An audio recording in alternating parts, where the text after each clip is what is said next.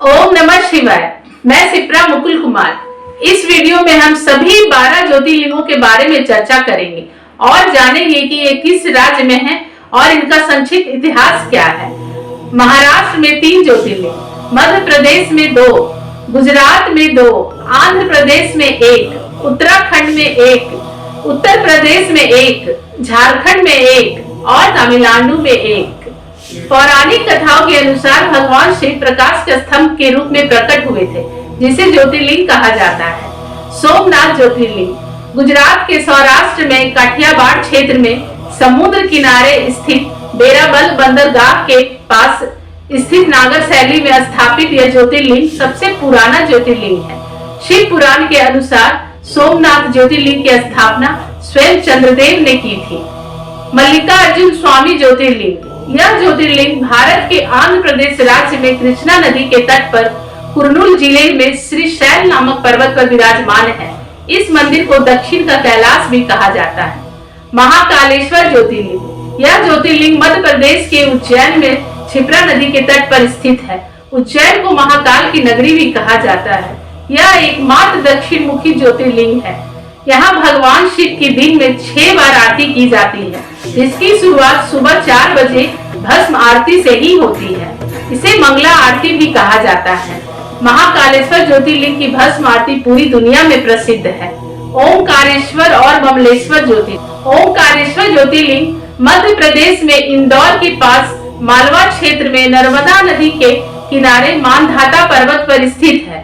इस ज्योतिर्लिंग के चारों ओर पहाड़ है और नदी के बहने से यहाँ ओम का आकार बनता है। यहाँ पर भगवान शिव नदी के दोनों तट पर स्थित है। महादेव को यहाँ पर ममलेश्वर व अमलेश्वर के रूप में भी पूजा जाता है। केदारनाथ ज्योतिर्लिंग केदारनाथ मंदिर उत्तरी भारत में पवित्र तीर्थ स्थलों में से एक है, जो समुद्र तल से 3584 मीटर की ऊंचाई पर मंदाकिनी नदी के तट पर स्थित है। यह ज्योतिर्लिंग उत्तराखंड राज्य के रुद्रप्रयाग जिले में हिमालय की केदार नामक चोटी पर स्थित है। यह हिमालय के 4 धामों में से एक है। भीमाशंकर ज्योतिर्लिंग यह ज्योतिर्लिंग महाराष्ट्र के पुणे के पास 110 किलोमीटर दूर सह्याद्री नामक पर्वत पर स्थित है। इस ज्योतिर्लिंग का रहस्य कुंभकर्ण के पुत्र भीम के अत्याचारों से जुड़ा है। भगवान शिव ने उसे मारकर इस स्थान पर ज्योतिर्लिंग के रूप में वास किया। बाबा विश्वनाथ विश्वेश्वर ज्योतिर्लिंग यह ज्योतिर्लिंग उत्तर प्रदेश के वाराणसी काशी में गंगा नदी के किनारे स्थित है, जिसे विश्वेश्वर ज्योतिर्लिंग के नाम से भी जाना जाता है। इस शब्द का अर्थ होता है ब्रह्मांड के शासक। काशी दुनिया का सबसे पुराना शहर है और इसका इतिहास 3000 साल पुराना है। इस शहर को कभी भी नष्ट नहीं किया जा सकता। यह वह जगह है जहाँ ब्रह्मा, विष्णु और महेश त्रिदेव एक साथ रहते हैं। नागेश्वर ज्योतिर्लिंग गुजरात में द्वारकापुरी से 17 मील दूर स्थित है। रुद्र संहिता में शिव को दारुकाबंद नागेश्वर के रूप में बताया गया है। नागेश्वर का अर्थ है नागों के देवता। जिन लोगों की कुंडली में सर्प दोष होता है, वे यहाँ धातुओं से बने नाग नागिन अर्पित करते हैं। बैद्यनाथ ज्योतिर्लिंग झारखंड राज्य के देवघर नामक स्थान में स्थित है। इसे कामना लिंग भी कहा जाता है, क्योंकि भगवान शिव ने रावण की कामना पूर्ति के लिए लंका जाना स्वीकार किया था। यह एक सिद्धपीठ है जहां माता सती का हृदय गिरा था। इस जगह को चीता भूमि कहा जाता है, क्योंकि यहाँ माता के हृदय का दाह संस्कार किया गया था। एक मान्यता के अनुसार भगवान शिव को वैद्य या डॉक्टर माना गया है।